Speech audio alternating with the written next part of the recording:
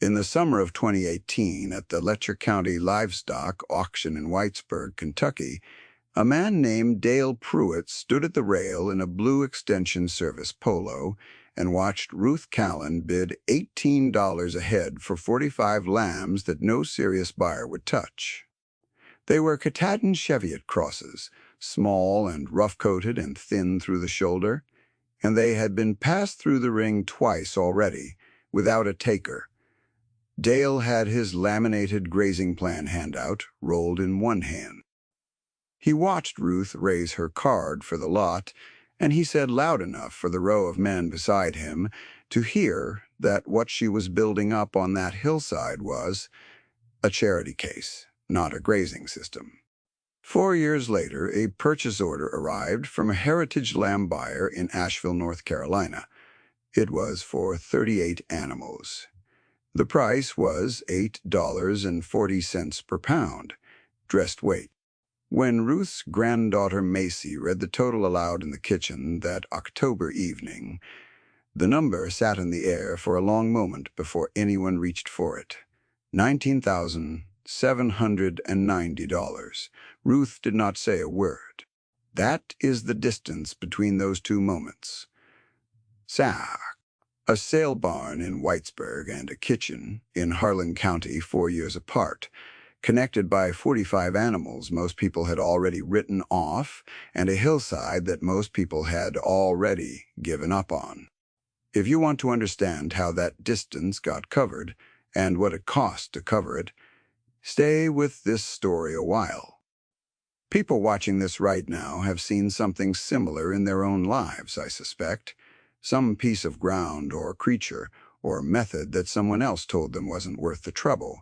Drop a word in the comments if that rings true. But now, let me tell you how Ruth Callan got there. Ruth had been working the Callan Hill farm on the eastern edge of Harlan County for going on 42 years. She was 67 in 2018, lean and unhurried with deep crow's feet at the corners of gray eyes, and the kind of settled composure that comes from spending decades reading weather and animals instead of spreadsheets.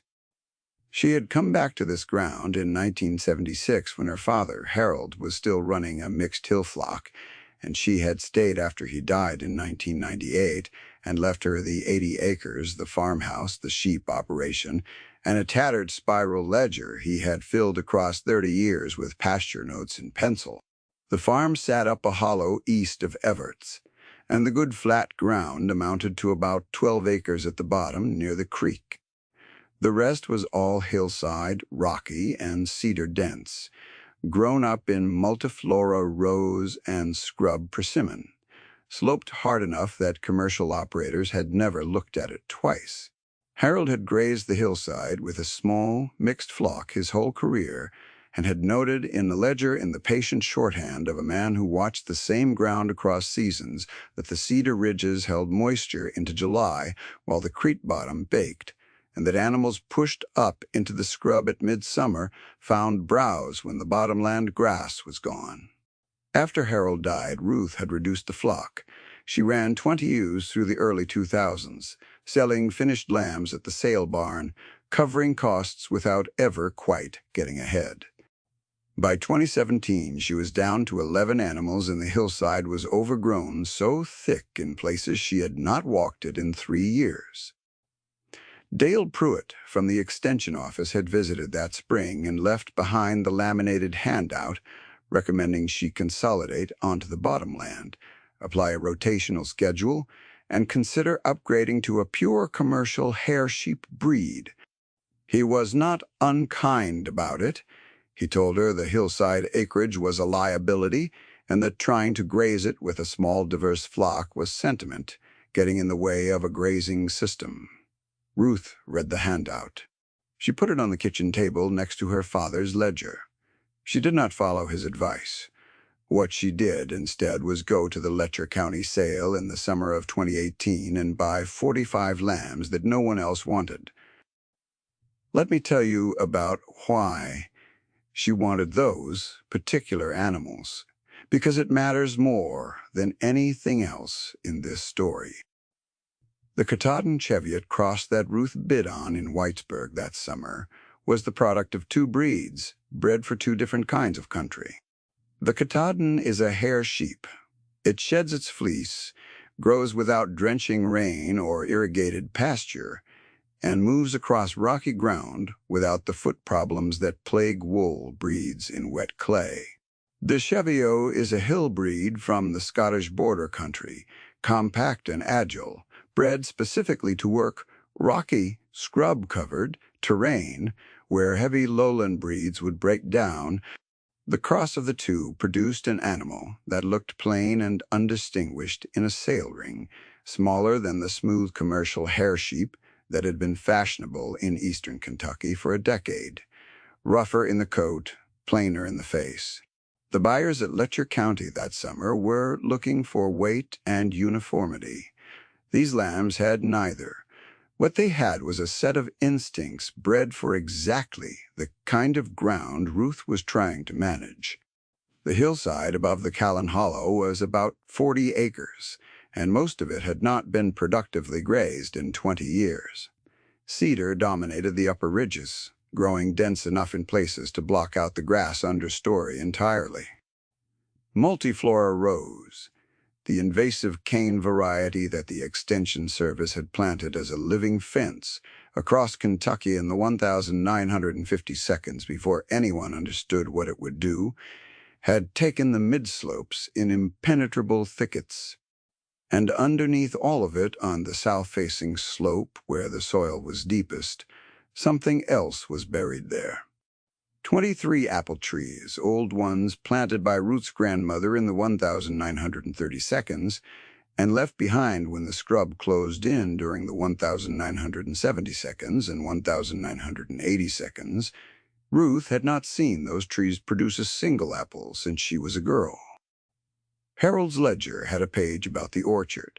He had noted that the trees were still alive as of 1991, and he could see the leaders pushing above the rose canes.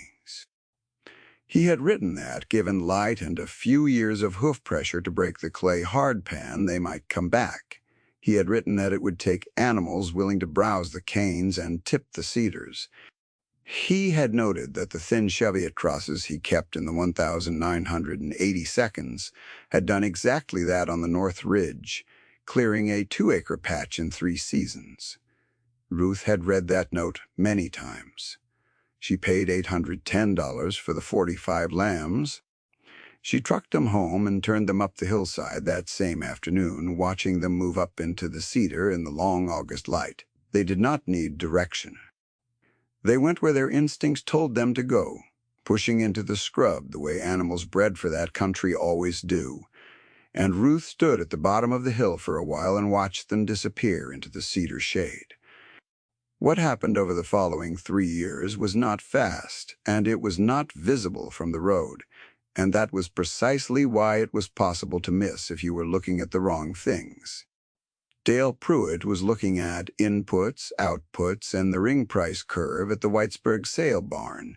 Ruth was looking at the hillside. Let me tell you what the lambs were doing up there, because this is the part that makes the rest of it legible. Sheep browse differently from cattle. A cow pulls grass with her tongue and tears it at the root. A sheep nips selectively. And given a choice, a Cheviot cross sheep will go for cedar tips, rose canes, and woody scrub before it goes for mature grass. This is not an accident of taste. It is an adaptation to country where grass is scarce and browse is not. Cedar tips in early spring carry oil resins that are mildly anthelmintic, meaning they suppress intestinal parasites naturally.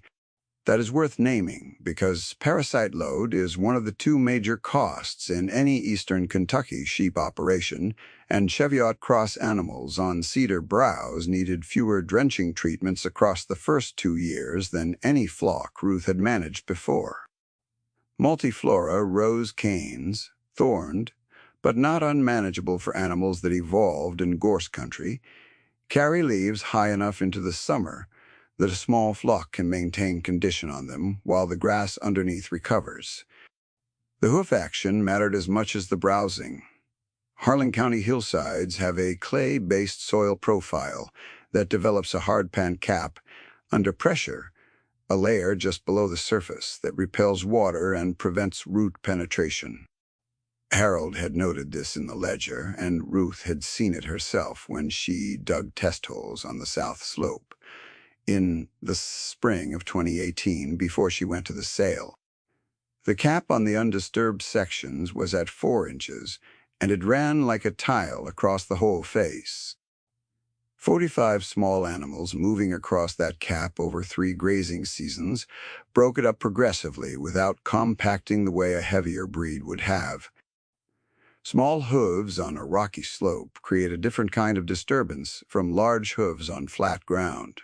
They punch narrow, irregular holes into the cap rather than pressing it flat, and each hole becomes a channel for water and a seedbed. Within 2 seasons, Ruth could see the grass coming in on the upper ridge where the cedar had been thinned.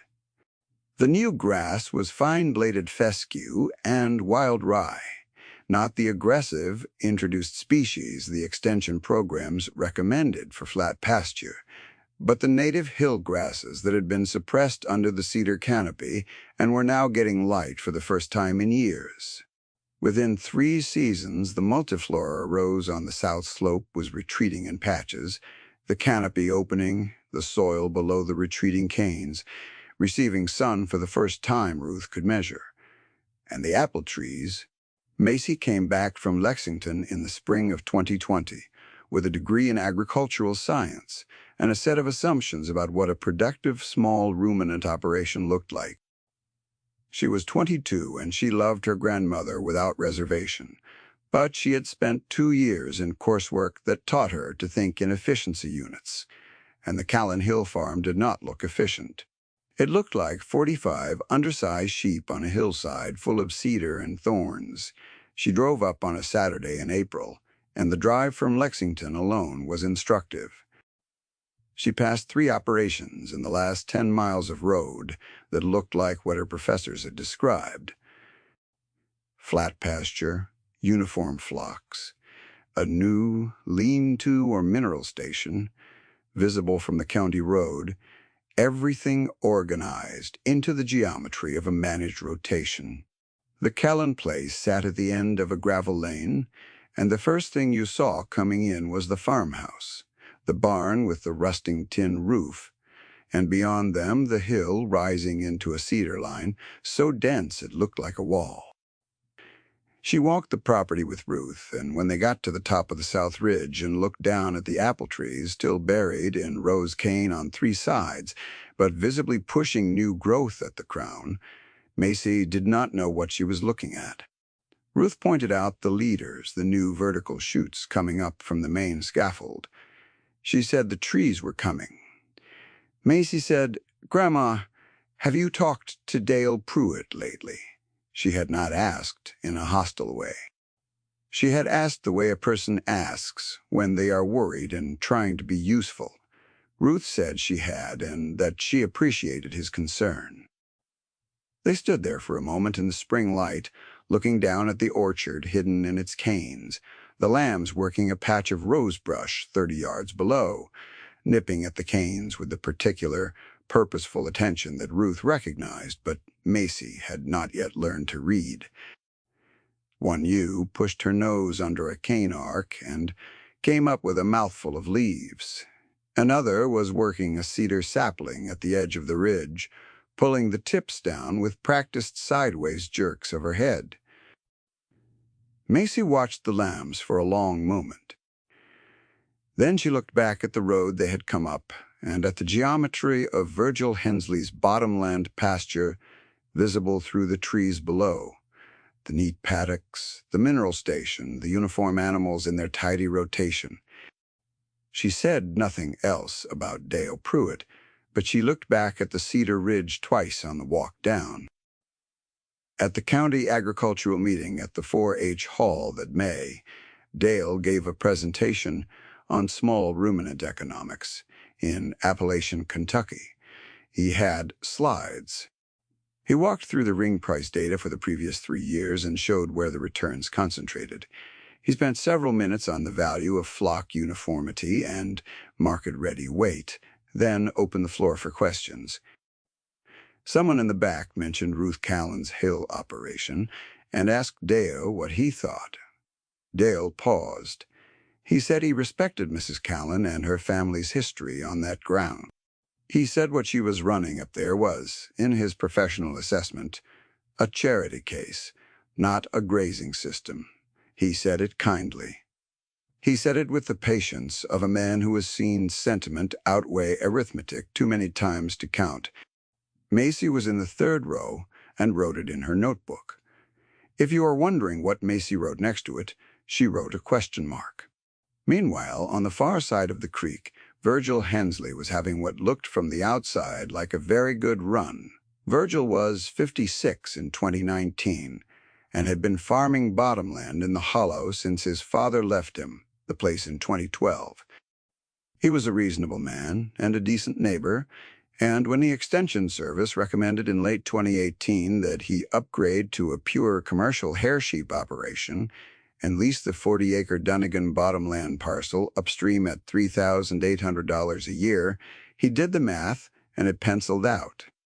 He took a $47,000 note at 7.2% interest and bought 200 head of smooth-coated commercial hair sheep in the spring of 2019. They were uniform, heavy, fast-growing, with the clean lines that commodity buyers are trained to reward. They looked exactly like what the Whitesburg ring buyers were paying for. The first year looked good from every angle that mattered in the conventional accounting.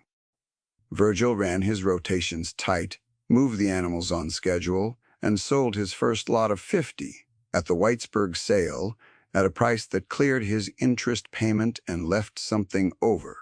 He put a new head gate on the holding pen and ran a water line from the creek to the far paddock. He was attentive and conscientious, and he followed the rotation schedule Dale Pruitt had given him to the letter.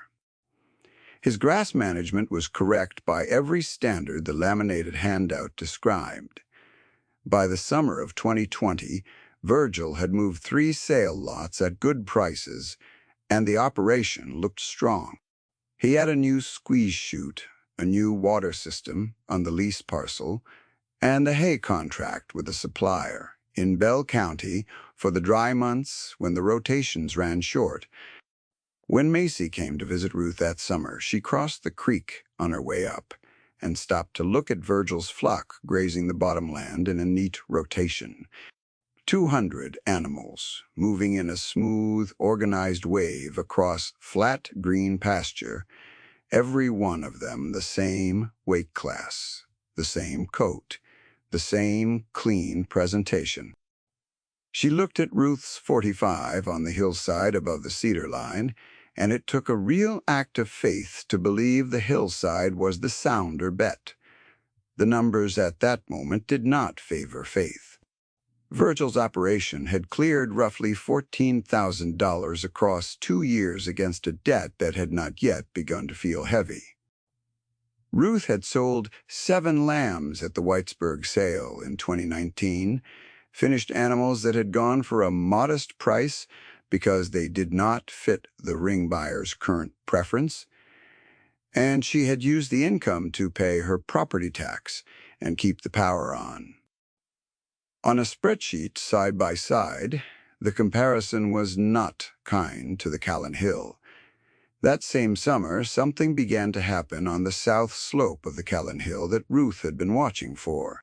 The apple trees, freed of competition on their sunny side by 2 full seasons of browsing pressure and hoof-broken clay, sent out lateral growth for the first time in decades. The new wood was green and supple and bore the characteristic narrow leaves of the Limbertwig varieties Ruth's grandmother had planted, a heritage apple type nearly extinct in commercial orchards, but still known in old Hill family plantings across eastern Kentucky for its keeping quality and its flavor. The fruit it made was small and russeted and hard, with a dense sweetness that concentrated toward the core. Old-timers in the county called it a cellaring apple because it kept well into February in a cool room. Commercial orchardists had stopped planting Limbertwig in the 1950 when uniformity and shelf life in transit became the measures of value, and Limbertwig failed both tests. On a hillside in Harlan County in 2021, neither of those measures applied. Ruth found the first cluster of apples in the fall. She pushed through the rose cane on the east side of the orchard where the lambs had not yet broken through, and counted by tree. 23 trees. She weighed what she could reach across 3 afternoons. 800 pounds across the whole south slope, a number that surprised her by its size given how long the trees had been suppressed. She called a heritage food contact in Berea that fall and sold the lot for $2.50 a pound. The check was modest. The point was not the check. Macy drove up that October to help with the harvest. She stood under one of the trees with a picking bucket and looked at the fruit in her hands for a long moment before she put it in the bucket. She asked how long her grandmother had known the trees were there. Ruth said she had known since she was 8 years old. She said her father had known they were still alive in 1991. She said she had known when she bought the lambs in 2018 that they were the only tool she had to get back to them. Macy was quiet for a moment. Then she asked if that was why Ruth had passed on Pruitt's recommendation. Ruth said it was one of the reasons. She said the ledger was another. She said the Cheviot's hoof was a third.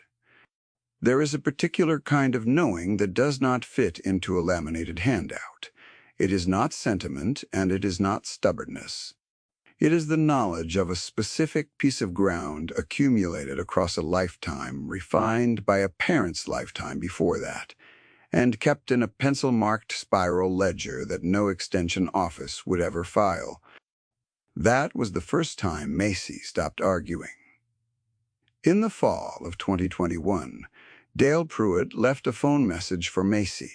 He had heard about the apple trees and wanted her to understand that while he found it an interesting development, a recovery of 23 trees producing 800 pounds of heritage apples did not change the fundamentals of the Hill operation's viability. He said he remained concerned about Ruth's long-term planning.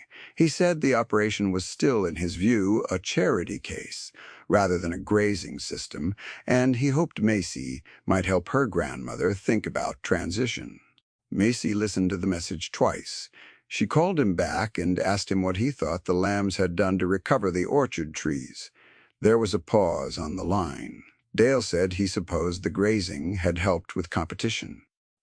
Macy said she thought that was a pretty good description of a grazing system. She did not say it unkindly. The summer of 2022 arrived in eastern Kentucky with the kind of quiet that experienced hill farmers recognize as a bad sign. April and May came in under normal rainfall. June turned dry. By the second week of July, the rain gauge at the Callan place had recorded less than an inch for the month, and the creek was down to a trickle for the first time Ruth could remember since 1988. What happened next in Harlan County was what happens when a system built for efficiency meets a year that has no patience for efficiency. The drought did not announce itself as a catastrophe. It arrived in the way of a slow subtraction. The creek gauge dropped a third by mid-June. The Dunnigan bottomland, which the extension rotation schedule had planned for heavy grazing through July and August, went to dry grass by the first week of the month. Flatland has no fallback. There is no upslope to move to, no change in soil depth or root mat to find moisture at a different horizon, no cedar canopy to moderate the midday temperature. The flat pasture got the full force of a July sun in an air mass that had not seen rain in 6 weeks, and it gave up what little moisture it had within a fortnight. Virgil Hensley's bottomland pasture, the 40-acre Dunnigan lease, went first in exactly the way bottomland always goes first in a drought. It is a flat pan under direct sun with no shade and no variation in soil profile to hold moisture at different depths. The grass came in slow in May, and by July it was gone. The uniform hair sheep that had looked so healthy the previous summer were on dry ground with nothing to eat and no cover. Virgil had 200 animals and a hay contract, but the hay contract was priced for supplemental feeding, not for primary forage across an entire flock through August. The Bell County supplier raised his price in July, when every operation in the region was calling. Virgil began buying at the new price because he had no alternative. He lost 20 head in the first 2 weeks of July, heat stress and compromised condition, the kind of losses that accelerate once they start. A flock without genetic variation has no reserve. The animals had been selected for uniformity, for fast weight gain, for the qualities the sale ring rewarded. They had not been selected for resilience to hardship because hardship had not been part of the model. By the end of August, he had lost 80 head. The tally of what it cost him ran in a column he kept in a notebook. $18,400 in emergency hay, $11,200 in deadweight animal value, $4,600 in veterinary and disposal costs, $34,200 net against an operation already carrying a $47,000 note at 7.2%. Across the creek, on the hillside, Ruth's Katahdin Cheviot crosses moved up into the cedar groves. This is what Harold's ledger had noted in 1986, and what Ruth had read there 100 times. The cedar ridges hold moisture. Cedar has a deep, fibrous root system that mines water from rock fractures and brings it near the surface. The needle mulch underneath the trees insulates the soil from the direct sun. In a drought year, the cedar grove on a rocky hillside is a different climate zone from the flat pasture below. The shade temperature under the canopy can run 8 to 10 degrees cooler at midday. Harold had measured it with a thermometer in 1988 and written the number down. The soil under the mulch stays damp at 4 inches when the open slope above has cracked to an inch of dry powder. Ruth had walked the upper ridge twice in the first week of July and probed the soil under the cedar with a stick. She had found moisture at 5 inches on the north face and at 7 on the south. The lambs did not need to be directed. 4 years of moving freely on this hillside had built an intimate knowledge of it in the flock, a geographic memory, distributed across every animal in the group. When the lower pasture dried, they moved up. They did not mill in confusion at a fence line the way flat pasture animals do when the grass fails. They simply went to where they had always found water and shade and browse. The lambs knew where to go. They had been going there for 4 years. Ruth lost 2 lambs that summer. Both were young animals, less than 6 weeks old, not yet old enough to follow the flock confidently to the upper ridge. She found them on a Tuesday morning in the lower holding area. She moved the rest that day, pushing the whole flock with Cal's quiet help up through the cedar line and onto the upper pasture, and she checked them morning and evening from that point until the rains came in September. She did not lose another animal. By September, Macy had taken 2 weeks off from the extension program job she had found in Lexington and come back to help with the fall work. She did not say much during the first few days. She worked alongside Ruth, moving minerals, checking water, walking the cedar ridges in the cool mornings when the light came in low and amber across the slope. One morning she walked the fence line along the creek and looked at what Virgil's bottomland looked like from the Callan side. It was bare and pale and cracked, the line of temporary fence he had put in to concentrate the remaining animals into the shadiest corner, sagging in the heat. And beyond it, the lease parcel, 40 flat acres that had looked like a sound investment in 2019, She came back to the kitchen that afternoon and sat down and said she had a question. Ruth said, "Go ahead." Macy said she wanted to understand mechanically how the cedar retained moisture. Not because she doubted it, because she wanted to be able to explain it. Ruth got out the ledger.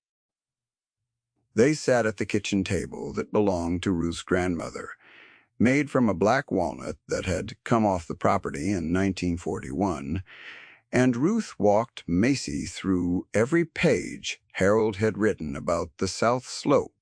The needle mulch depth he had measured each decade in 3 spots on the upper ridge. The soil moisture readings he had taken with a probe, borrowed from the Extension Office in 1979 and again in 1988.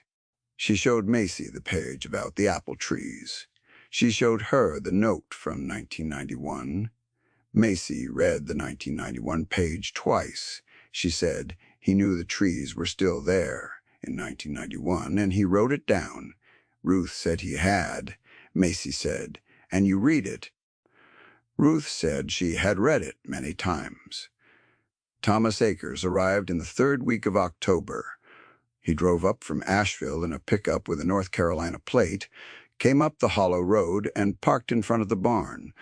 He was 61, trim and deliberate, with the kind of unhurried attention in his face that comes from years of making distinctions that money hinges on.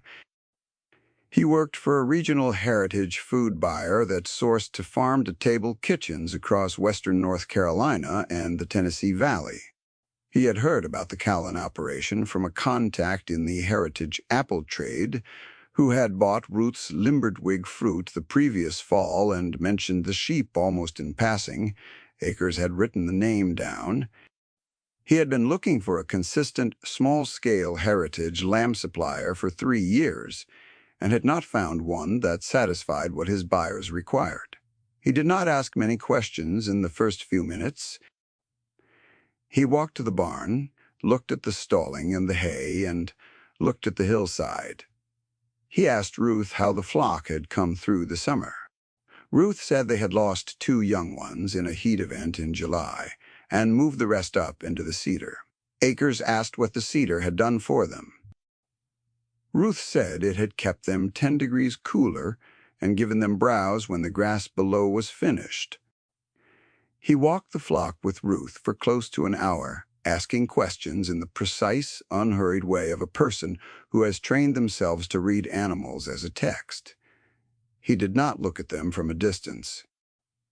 He moved through the middle of the flock with the quiet patience of someone who knows how not to alarm a lamb, and crouched down and turned a few animals by hand, checking the muscle cover over the loin, the depth of cover on the dock, the brightness of the eye. He pulled a back leg gently and looked at the hoof wall. He held one ewe's face in both hands for a moment and looked at her mouth. He stood up and looked at the cedar ridge above and then looked back at the animals for a long moment without speaking. He said one thing before they walked back to the barn. He said, "What did these eat up there?" Ruth said cedar tips, rose cane, and whatever grass was underneath when it came in. Akers nodded. He said that would account for it. He said the muscle structure on these animals was different from what commercial forage and hay produced, and that his buyers could tell the difference in the finished product at the table. He said he had driven 4 hours to see this flock, and it was what he had hoped. He sat at the kitchen table with Ruth and Macy and produced a purchase order form, 1 printed page, plain type. He said he wanted 38 animals for the fall lot at dressed weight, and that his price for heritage specification lamb from a forage-based operation was $8.40 per pound. He said he did not negotiate the price because negotiating it would mean he was uncertain about what it was worth, and he was not uncertain. He slid the form across the table. Macy picked it up. She read the price line. She did the math in her head once, then again, then reached for a pencil, and did it on the back of a piece of mail, because she wanted to be certain before she said it aloud. She said, $19,790. The kitchen was quiet for a long time. Ruth sat with her hands flat on the table and her eyes on the purchase order. She did not speak. She did not look at Macy or at Akers. She looked at the form in the way you look at something when you have been carrying the arithmetic of it in your head across 4 years, and the form in front of you is simply the paper version of what you already knew the ground to be worth. Then she looked out the window at the hillside. The late October light was coming through the cedars in long amber bars across the slope. The flock was moving on the upper pasture in the easy, unhurried way that animals move when they know the ground under them. Akers did not press her. He said the form was good until the end of the week. Ruth said she would sign it in the morning. She said she wanted one more night to look at it. Macy put the paper down and said nothing. Akers looked at the table. Cal the collie was at Ruth's feet under the table, his gray muzzle resting on her boot, and the only sound in the kitchen for a full minute was the dog's slow breathing and the cedar moving in the wind outside on the hill. Ruth signed the form the next morning, and Akers drove the animals out the following week. 3 weeks after the purchase order cleared, Dale Pruitt came up the hollow road and parked in the gravel and knocked on the farmhouse door. Macy answered. He asked if he could come in and talk. Ruth made coffee. They sat at the table. Dale set his laminated handout aside without opening it. He said he had heard about the Akers sale from someone at the extension office in Whitesburg who had been tracking the heritage market. He said he wanted to understand what had happened up on the south slope, specifically the part about the moisture retention and the cedar root system. He said he had not given that mechanism enough credit in his 2018 assessment, and he would like to understand it better. Ruth looked at him for a moment. Then she got out the ledger. She spent an hour walking him through Harold's notes. Dale asked questions the whole time, the kind of questions a person asks when they are genuinely revising a picture rather than defending one. He asked about the Cheviot breed history. He asked about the apple variety. He asked whether the hoof action model was documented anywhere in the literature or whether it was purely observational. Macy said it was both. Dale left with a copy of Harold's cedar moisture page, which Macy had photographed and printed for him. He stood on the porch for a moment before he got in his truck and said he thought there might be 3 or 4 other hill operations in the county that could benefit from the same approach. He asked if Ruth would be willing to have people come and walk the hillside. Ruth said she would. In the spring, when the ground was right for it, Macy sent the invitations the following February to 7 operators with hill acreage who had written off their slopes as unworkable. 4 of them came. 2 came back a second time and went home to buy Katahdin Cheviot crosses of their own at the Whitesburg sale. One of them, a woman named Joellen who ran 40 acres up a hollow in Letcher County, found an old orchard on her south-facing slope that she had not known was there. The trees were alive. They had been alive for a long time, waiting for something to get the light back to them. Ruth sold 3 of the Callan ewes to Joellen as starter breeding stock in March of that year. She refused to take more than the going rate for them. She also sold Joellen a photocopy of Harold's ledger, the full 70 pages. She charged $5 for the copy. Joellen said that seemed too low. Ruth said it was what knowledge costs. She also walked Joellen's south-facing slope in April when the ground was soft enough to probe.